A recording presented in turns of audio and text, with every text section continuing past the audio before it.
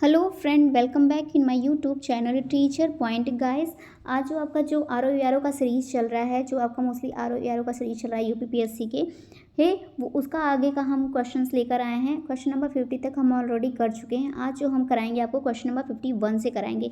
और ये आपके मात्र आर ओ में ही काम नहीं देगा। अगर आप बीपीएससी की भी तैयारी कर रहे हैं या फिर किसी टीचिंग जॉब की तैयारी कर रहे हैं, उसके भी जनरल पेपर में आपको ये पेपर बहुत ही ज़्यादा काम देगा। बट ये प्रैक्टिस सेट जो है वो आर ओ का ही है, यूपीपीएससी आर ओ का ही है। तो आप बिल्कुल भी मत वो करिए कि ये आपके एग्ज़ाम में नहीं आएगा। चाहे आप यूपी कांस्टेबल की भी भर्ती देख रहे हैं, उसके एग्ज़ाम में भी ये क्वेश्चन आएंगे ही आएंगे, क्योंकि जीएस अगर आप में है तो सब में ये क्वेश्चन आएंगे और आपको ये करना ही होगा। सो वीडियो को ज़्यादा बातें ना करते हुए स्टार्ट करते हैं और क्वेश्चन नंबर 51 से आज हमें स्टार्ट करना है।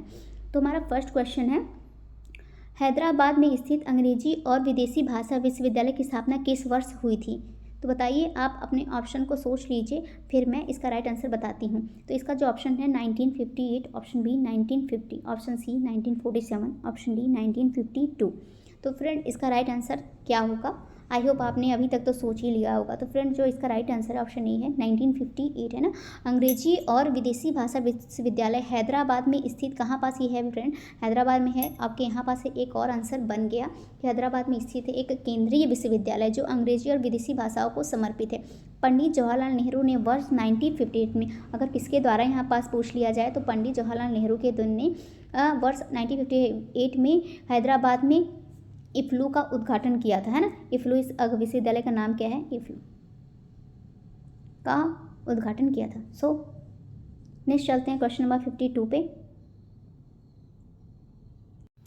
श्री लाल बहादुर शास्त्री राष्ट्रीय संस्कृत विश्वविद्यालय स्थित है। अब कहाँ पे स्थित है? आपको ऑप्शन देखना है, नई दिल्ली, जयपुर, देहरादून या फिर लखनऊ। बताइए, आप अपने ऑप्शन सोच लीजिए, फिर मैं आपको इसका राइट आंसर बताती हूँ। तो फ्रेंड, इसका जो राइट आंसर है वो नई दिल्ली में है ना। श्री लाल बहादुर शास्त्री जो कि राष्ट्रीय संस्कृत विश्वविद्यालय नई दिल्ली में स्थित है। यहाँ पास इसकी स्थापना कब हुई थी फ्रेंड? 8 अक्टूबर को हुई थी। अगर स्थापना पूछ ले तो 8 अक्टूबर 1962 को इसकी स्थापना की गई थी। और इसकी स्थापना का उद्देश्य क्या था? शास्त्रीय परंपरा को सुरक्षित बनाए रखना। तो आधुनिक परिप्रेक्ष्य में समस्याओं के समाधान के लिए संस्कृत भाषा में विरचित प्राचीन शास्त्रों का औचित्य स्थापित करना आदि जो ही क्या था इसका उद्देश्य था। या हम कह सकते हैं, अगर डेट पूछ ले फ्रेंड 8 अक्टूबर 1962, तो आई होप यहाँ पास अगर जो इसका जो राइट आंसर है वो है नई दिल्ली। और किसके द्वारा किया गया था तो मैंने आपको बता ही दिया। हाँ, अगर पूछ लिया जाए कि लाल बहादुर शास्त्री जो हैं वो भारत के कौन से नंबर के प्रधानमंत्री थे फ्रेंड? वो दूसरे नंबर के थे, है ना। और इन्हें भाई भारत रत्न से भी सम्मानित किया गया है। और भारत रत्न से सम्मानित कब किया गया था फ्रेंड? मरणोपरांत किया गया था और 1966 में किया गया था। सो नेक्स्ट क्वेश्चन पे हम चलते हैं, क्वेश्चन नंबर 53 पे। निम्नलिखित में से कौन सा शहर प्रतिष्ठित कुंभ मेला के लिए प्रसिद्ध है? बताइए। तो सिंपल सा क्वेश्चन है। अगर आप यूपी से बिलोंग करते हैं तो जानते ही होंगे, सारे तो यूपी के ही ज़िले हैं। बट आप जानते होंगे भाई, इतना बड़ा है क्वेश्चन और इतना बड़ा ये कुंभ मेला होता है, हर एक कोई जानता है इसके बारे में।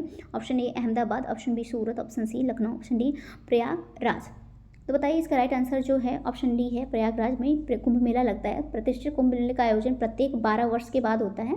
12 वर्ष के में हर 3 वर्ष के अंतराल पर प्रयागराज, हरिद्वार, नासिक, अगर क्वेश्चन पूछ लिया जाता है कि कुंभ मेला कहाँ कहाँ लगता है ना, तो प्रयागराज में लगता है, हरिद्वार में लगता है, नासिक में लगता है, उज्जैन में लगता है और क्रमशः लगता है ना। तो हरिद्वार में गंगा नदी के तट पर, उज्जैन में क्षिप्रा नदी के तट पर और नासिक में किस नदी के तट पर कुंभ मेला लगता है फ्रेंड? वो गोदावरी नदी के तट पर। तथा प्रयागराज में जो लगता है वो गंगा यमुना के संगम पर लगता है ना। सभी को पता है पर कुंभ मेले का आयोजन होता है। सो मैंने काफ़ी कुछ आपको डिटेल में बता दिया। नेक्स्ट हम चलते हैं क्वेश्चन नंबर 54 पे। ब्रिटिश भारत में रेलवे की कोई उपयोगिता नहीं है, यह दूसरे की पत्नी को अलंकृत करने जैसा है। भारत में रेलवे के विकास और उपयोगिता के संदर्भ में यह कथन किसका है? बताइए, यह कथन किसका है? तो यहाँ पास ऑप्शन जो मैं देख रही हूँ वो है option A Surendranath Banerjee, option B Gopal Krishna Gokhale, option C Dadabhai Naoroji, option D Bal Gangadhar तिलक। तो इसका राइट आंसर आप सोच लीजिए, फिर मैं आपको बताती हूँ। Option D is right answer. बाल गंगाधर तिलक ने इन्होंने कहा था जो ब्रिटिश भारत में रेलवे की कोई उपयोगिता नहीं है, यह दूसरे की पत्नी को अलंकृत करने जैसा है। जैसे कि भारत में प्रथम रेलवे अगर पूछ लिया जाए कि कब रेलवे कहाँ से मुंबई से थाने तक चलाई गई थी और कब चलाई गई थी, फिर 1853 में चलाई गई थी। ये क्वेश्चन तो हमेशा आता है कि प्रथम रेलवे कब कहाँ से कहाँ तक चलाई गई थी, तो मुंबई से थाने तक चलाई गई थी। धीरे धीरे अन्य क्षेत्रों में भी इसका विस्तार किया गया। इसके भारत में उपयुक्तता को लेकर बाल गंगाधर तिलक ने ही कहा था कि ब्रिटिश भारत में रेलवे की उपयुक्तता नहीं है, ये दूसरे की पत्नी को अलंकृत करने जैसा है। So option D is right answer. Question number 55, सूती वस्त्र बुनकरों के कंकाल भारत के मैदानों को बदरंग कर रहे हैं, यह कथन किस गवर्नर जनरल का है? तो बताइए, ये कथन से हमेशा क्वेश्चन एग्जाम में देखने को मिलते हैं कि ये कथन किसका है। कभी पंडित जवाहरलाल नेहरू, कभी नेहरू जी का, मतलब पंडित जवाहरलाल नेहरू, कभी महात्मा गांधी, कभी किसी गवर्नर का। इस तरीके से कथन तो पूछा ही जाता है, तो आपको इसमें भी थोड़ा सा ध्यान देना होगा। Option A Lord William Bentinck, option B Lord Cornwallis, option C Lord Lytton, option D Lord Dufferin.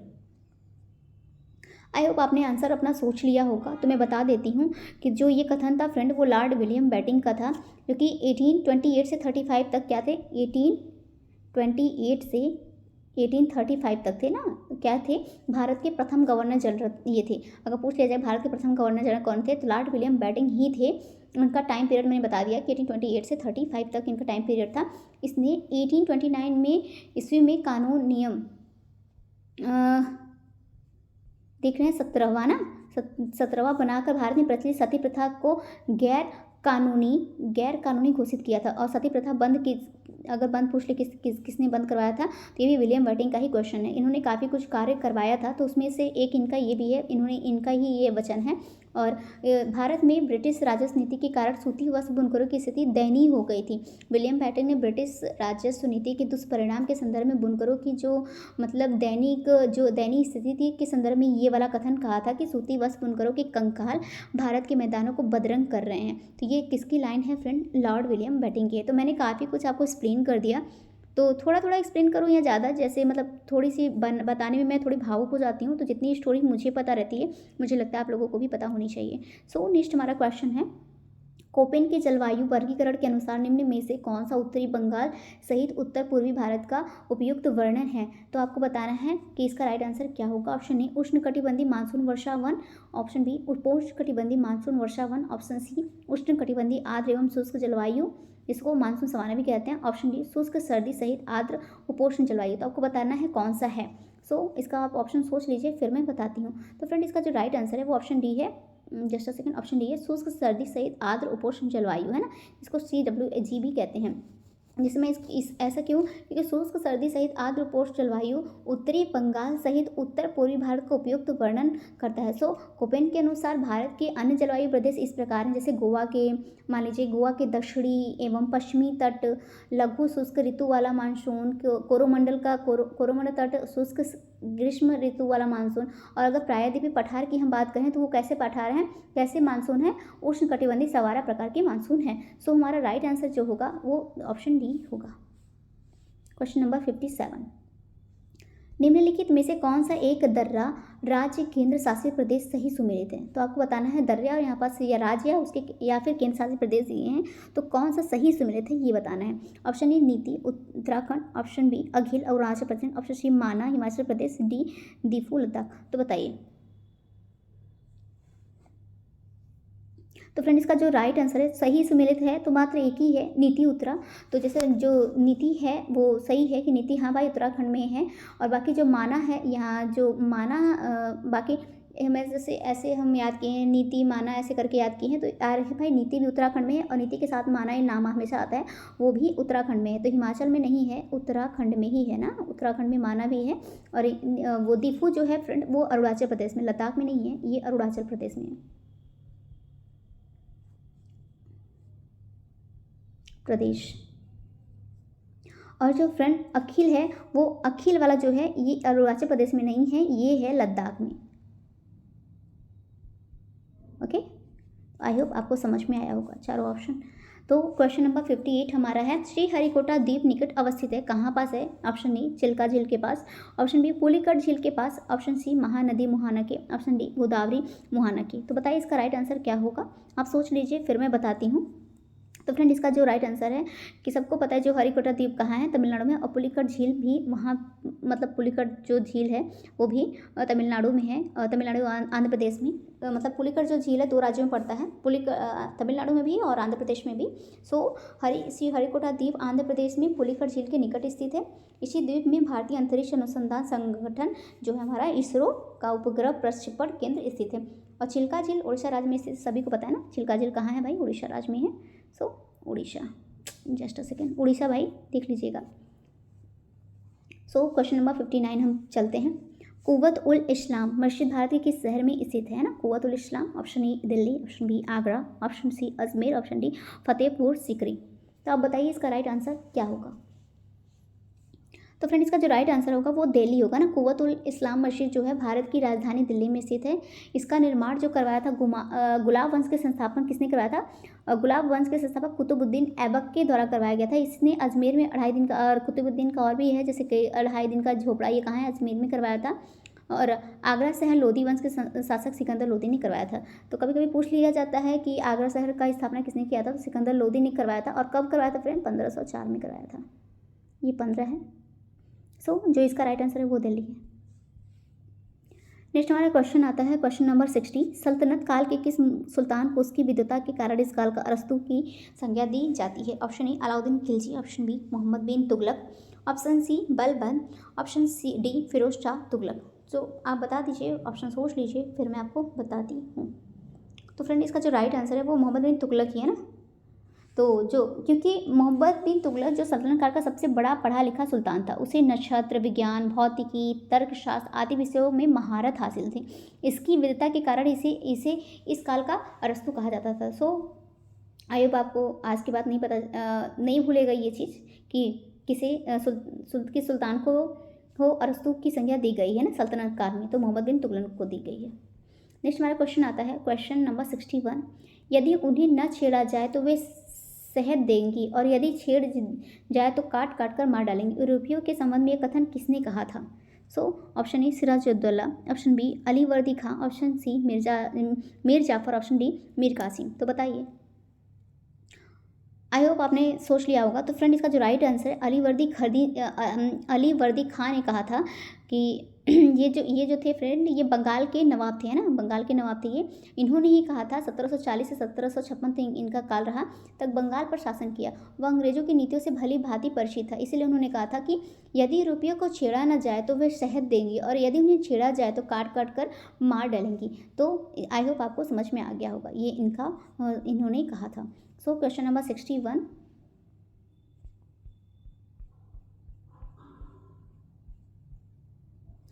हमारा कंप्लीट हुआ। क्वेश्चन नंबर 62 पे हम चलते हैं। क्वेश्चन नंबर 62 है अगस्त 2023 में, या ये जो हमारा है फ्रेंड करंट से क्वेश्चन आ गया, तो अगस्त 2023 में 41वां लोकमान्य तिलक राष्ट्रीय पुरस्कार 2023 किसे प्रदान किया गया है। पुरस्कार से हमेशा आप क्वेश्चन देखने को ही मिलेंगे, हमेशा आप अच्छे से पुरस्कार को रिविजन करके जाइए। Option A Tessy Thomas, option B Narendra Modi, option C Sharad Pawar, option D Amit Shah. तो आई होप आपने आंसर सोच लिया होगा। तो जो राइट आंसर है वो है नरेंद्र मोदी जी को जो है 1 अगस्त 2023 को तिलक स्मारक ट्रस्ट द्वारा 41वां लोकमान्य तिलक राष्ट्रीय पुरस्कार दिया गया। किसको दिया गया फ्रेंड, नरेंद्र मोदी जी को, प्रधानमंत्री जो है माननीय नरेंद्र मोदी जी। नेक्स्ट हमारा क्वेश्चन है क्वेश्चन नंबर 63। हाल ही में इंटरनेशनल बुकर प्राइज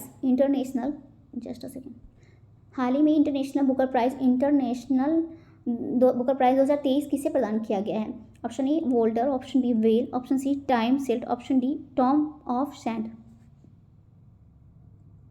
तो आप सोच लीजिए, फिर मैं बता देती हूँ। तो फ्रेंड इसका जो राइट आंसर है टाइम शील्ड को वर्ष 2023 का जो इंटरनेशनल बुकर पुरस्कार है बुल्गारिया के लेखक जॉर्जी गोस्पोडिनो द्वारा लिखित तथा एंजेला रोडेल द्वारा अनुवादित उपन्यास टाइम शेल्टर को प्रदान किया गया है। तो इसके राइटर तो मैंने बता ही दिया ना, जो है जॉर्जी गोस्पोडिनो और क्या थे एंजेला रोडेल। सो नेक्स्ट हमारा क्वेश्चन आता है 64। भारत में उत्तर से दक्षिण की ओर जाते हुए नीचे दी गई नदियों का निम्नलिखित में से सही अनुक्रम कौन सा है। तो आपको बताना है कौन सा सही है। Option A B C D। तो यहाँ पास इतने सारे ऑप्शन दिए गए हैं चारों, तो आपको बताना है कौन सा सही है। तो अब देख लीजिए, फिर मैं इसको राइट आंसर में आपको सीक्वेंस में बताती हूँ। तो फ्रेंड इसका जो राइट आंसर है वो है बी। सबसे पहले श्योक नदी आती है, भारत में उत्तर से दक्षिण की ओर जाते हुए दी गई। तो सबसे पहले क्या आएगी, श्योक आएगी, और फिर आएगी जास्कर, फिर आएगी स्तिप्ति, फिर आएगी सतलज, है ना। जो फ्रेंड्स श्योक नदी है वो सिंधु नदी की सहायक नदी है। यह सिंधु नदी के दाएं तट से मिलते इसे मध्य एशिया में यारकंडी तथा कराकोरम क्षेत्र में मृत्यु की नदी कहा जाता है, श्योक नदी को। तो हमेशा पूछा जाता है कि जो कराकोरम क्षेत्र में मृत्यु की नदी किसे कहा जाता है, तो श्योक नदी को ही कहा जाता है। श्योक नदी को ये नेम दिया गया वहाँ पर। और जास्कर नदी भी, जो हमारी ये जास्कर नदी है, भी सिंधु नदी की ही सहायक नदी है। यह नदी कठोर चट्टानों भागों को चीरते हुए गहरे खंड का निर्माण करती है।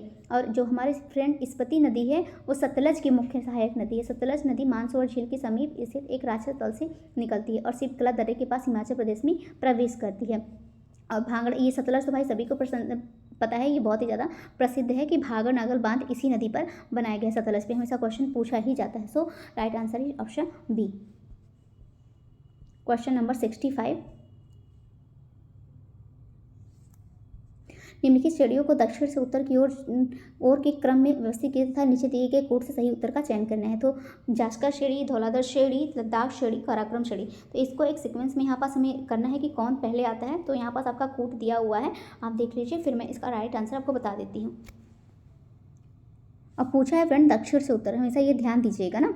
तो इसका जो राइट आंसर है वो है ऑप्शन ए। देखिए सबसे पहले जो पड़ेगा हमारा वो धौलाधर श्रेणी पड़ेगा। फिर उसके बाद हमारा जो पड़ेगा वो जो दूसरे नंबर पे वो पड़ेगा जास्कर। फिर उसके बाद हमारा जो पड़ेगा वो लद्दाख पड़ेगा। फिर लास्ट में जो हमारा पड़ेगा वो काराकोरम पड़ेगा। इस हिसाब से 2, 1, 3, 4 यही राइट हमारा आंसर है। सो नेक्स्ट क्वेश्चन पे हम मूव करते हैं, क्वेश्चन नंबर 66 पे। निम्नलिखित भारतीय राज्यों में से किसकी सबसे लंबी तटरेखा है, हमेशा पूछी जाती है और ये बहुत सिंपल सा क्वेश्चन है। तो तमिलनाडु, गुजरात, महाराष्ट्र, आंध्र प्रदेश। तो सिंपल सा क्वेश्चन है, हमेशा बार बार पूछे जाने वाला। इस टाइप के भी क्वेश्चन अगर बच्चों को एग्जाम में देखने को मिल जाते हैं, थोड़ा सा दिल को सुकून मिलता है। तो option B is right answer, Gujarat, है ना। मानक की आकृति भारत की आकृति पूर्णतः कैसा है, एक त्रिभुजाकार की, है ना। भारत की आकृति एक प्रकार की मैं क्या बता रही हूँ आपको, एक प्रकार के त्रिभुजाकार ना होके कैसी है, चतुष्कोणीय। जैसे कि हमारा यहाँ से लेके ऐसे चतुष्कोणीय आता है। जैसे कि यहाँ पास हमारा लद्दाख कश्मीर पड़ जाता है, इधर उत्तरी एरिया पड़ जाता है, और इधर हमारा दक्षिणी का एरिया पड़ जाता है, ये पश्चिमी का एरिया। और यहाँ पास ये हमारा गुजरात ऐसे लटका हुआ है। यहाँ पास हमारा गुजरात भारत के नक्शे में यहाँ पास देखा जाता है। तो भारत की जो मैप है वो कैसी है फ्रेंड, चतुष्कोणीय, है ना।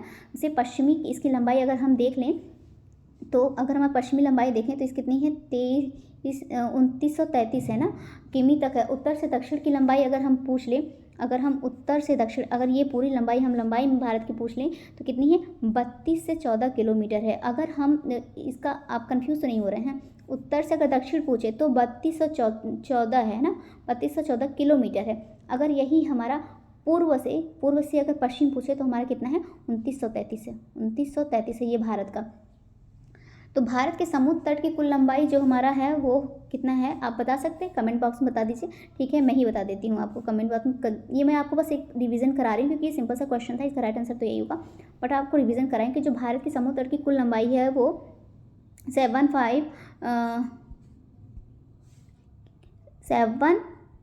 ये इससे लिखा नहीं जाता ब्रश से, थोड़ा सा स्क्रीन पे 7516.6 किलोमीटर है। इसमें मुख्य भूमि जो है लक्षद्वीप समूह तथा अंडमान निकोबार द्वीप समूह की तटीय लंबाई शामिल है। जबकि भारतीय राज्य में सबसे लंबी तटरेखा जो है वो है किसकी है, गुजरात की है। कितनी है फ्रेंड, 1215 किलोमीटर, है ना। इसके बाद जो आता है वो आंध्र प्रदेश का आता है जो 974 किलोमीटर का स्थान रखती है। तो फर्स्ट नंबर पर गुजरात है और दूसरे नंबर पर कौन सा है, आंध्र प्रदेश है। सो अगर बाई चांस पहला गुजरात नहीं पूछा, दूसरा पूछ लिया तो आप वो भी ध्यान रखिएगा। नेक्स्ट हमारा आता है क्वेश्चन नंबर 67।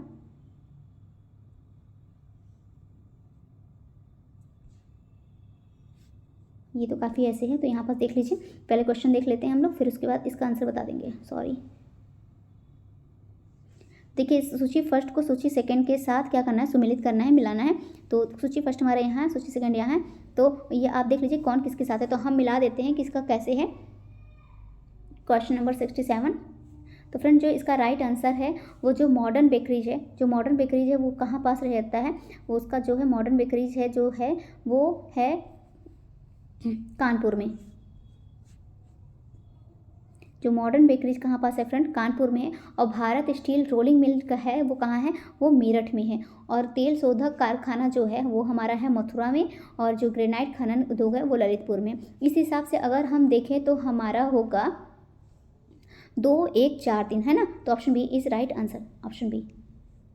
नेक्स्ट हमारा आते हैं क्वेश्चन नंबर 68।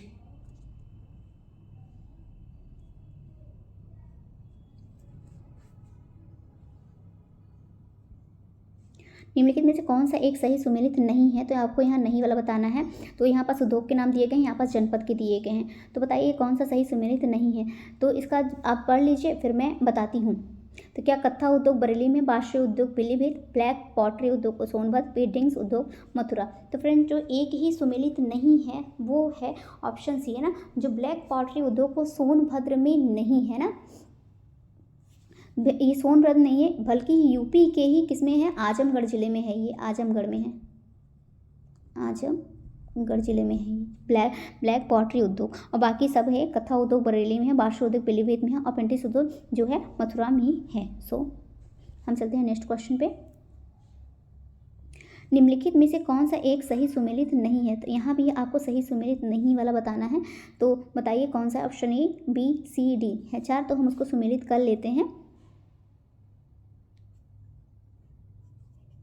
फ्रेंड इसका जो राइट आंसर है वो ऑप्शन सी है। जो सरसावा हवाई अड्डा है वो ललितपुर में नहीं है ना, ये उत्तर प्रदेश के कहाँ है, सहारन। ये यूपी स्पेशल से क्वेश्चन आपके देखने को मिल रहा है ना, सहारनपुर में है।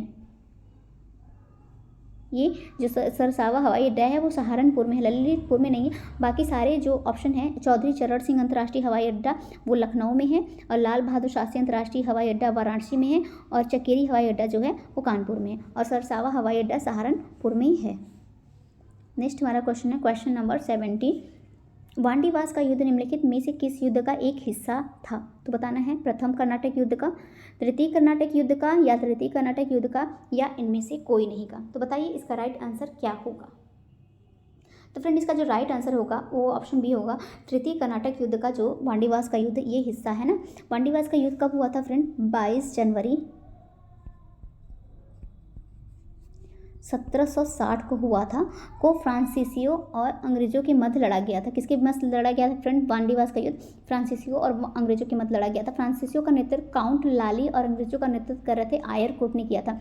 युद्ध में फ्रांसीसियों की क्या हुई थी, पराजय हुई थी। यह युद्ध तृतीय कर्नाटक युद्ध सॉरी तृतीय कर्नाटक युद्ध कब हुआ था, 1798 के 63 में हुआ था ना।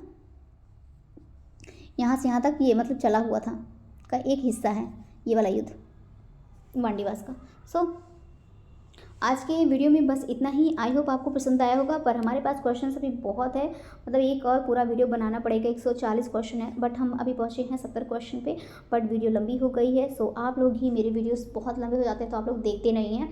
सो हमने इसलिए हम शॉर्ट पार्ट में आधे घंटे की वीडियो बनाते हैं कि आप लोग भी मेरे वीडियोस को देखिए, क्योंकि मैं इतनी मेहनत करती हूँ, वीडियो PDF बनाती हूँ, उनको आप खुद मैं उसको रिवाइज़ करती हूँ, फिर आप लोगों को एकदम अच्छे से हर एक टॉपिक को, हर एक AB पार्ट को, ABCD हर एक उसको ऑप्शन को डिटेल में बताना आसान नहीं होता ना।